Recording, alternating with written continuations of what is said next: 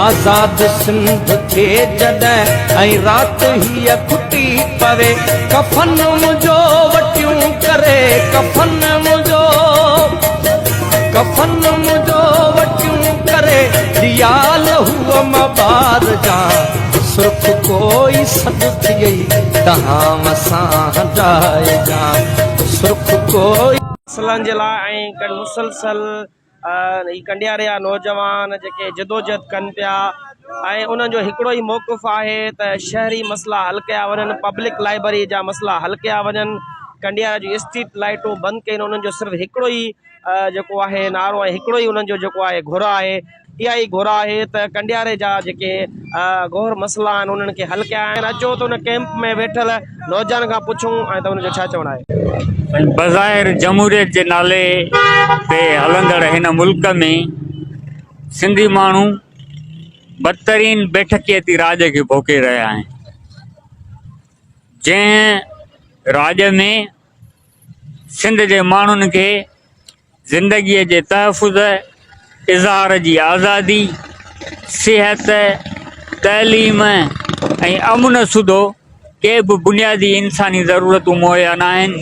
ॼण त सिंध जे माण्हुनि खे इंसानी नथो सम्झो वञे ऐं इन सॼी तबाहीअ जे पोयां जेकॾहिं सिंध जे सियासी धुरनि जी ॻाल्हि कजे त पीपल्स पार्टी मज़बूत मर्कज़ जी सहूलतकार जमायत आहे, जंहिंजो मक़सदु इहो ई आहे त सिंधी माण्हुनि खे बेशऊर ऐं बुखियो रखी इन नहज ते पहुचायो जो हू पंहिंजे हक़नि लाइ आवाज़ बि न उथारे सघनि, एहतजाज बि न करे सघनि, दाम न करे सघनि। असांजी लाइब्रेरी ऐं कंडियारे शहर जे मसइलनि लाइ हलंदड़ हीअ जदोजहद पीपल्स पार्टीअ जे इन नाअहलीअ जो चिटो मिसाल आहे।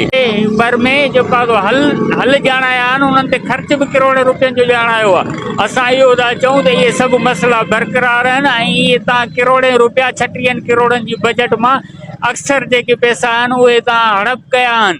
400 खां मथे तव्हांजा मुलाज़िम आहिनि, 100 जे लॻभॻि मुलाज़िम मस ड्यूटी कनि था, 300 खां मथे तव्हांजा माण्हू वीज़ा ते वियल आहिनि, उन्हनि जी कमीशन बि करोड़नि में ठहे थी, जेकी तव्हांजो नाल टाउन चेयरमैन आहे उनजो वाठो जेको आहे PMO उहो खाई रहिया आहिनि।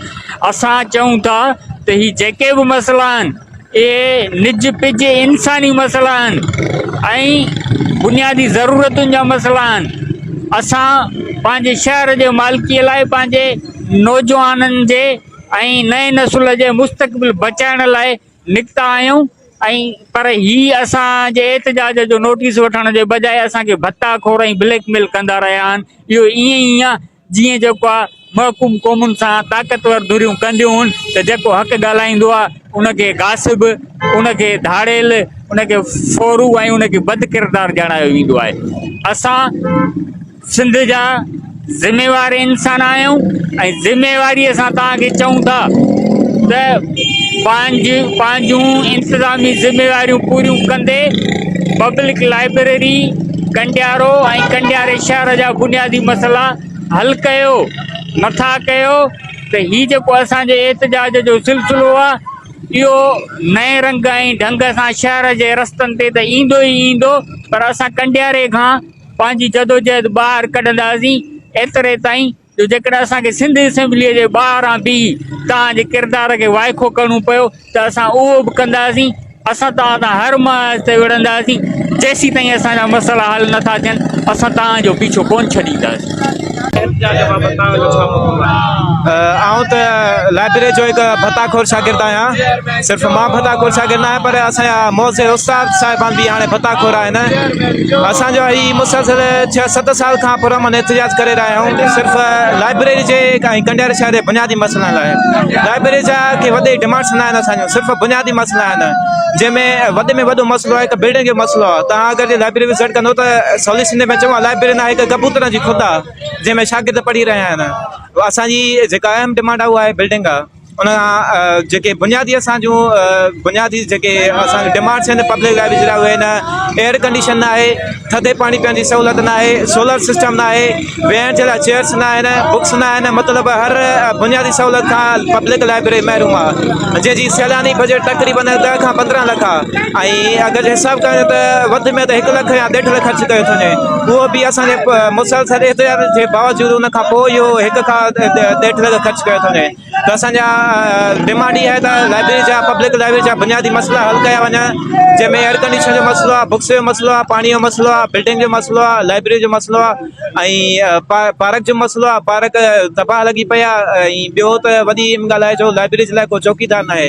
हाणे प्लेस जेके हींअर कल्ह मिलियूं आहिनि सोलर प्लेट्स उहे ईअं पिया आहिनि, न हुन जो को कनेक्शन लॻायो वियो आहे, न ई हुन जो को ॿियो सिस्टम रखियो आहे, प्लेट्स ईअं पिया आहिनि। हाणे मॉनसून ईंदा त प्लेट्स ई तबाह थी वेंदा। मुसलसल असांखे एहतिजाज करणा था पवनि, पर हुकुमरान जेके आहिनि, जेके चेयरमैन आहे टाउन DM आहे, उन्हनि जे कननि ते जूं ई कान थी चढ़े। असांजो मुतालबो इहो आहे त लाइब्रेरी जा बुनियादी मसइला हल कयनि, ऐं असांजा अगरि बुनियादी मसइला लाइब्रेरी हल न थिया त असां मुसलसल एहतिजाज कंदा रहंदासीं, ऐं असां एहतिजाज जो दाइरो हाणे वधाईंदा रहंदासीं। बल्कि हिकिड़ो एहतिजाज न, हाणे मुसलसल एहतिजाज कंदासीं, असां ॿियनि शहरनि खे बि ॿुधाईंदा रहंदासीं।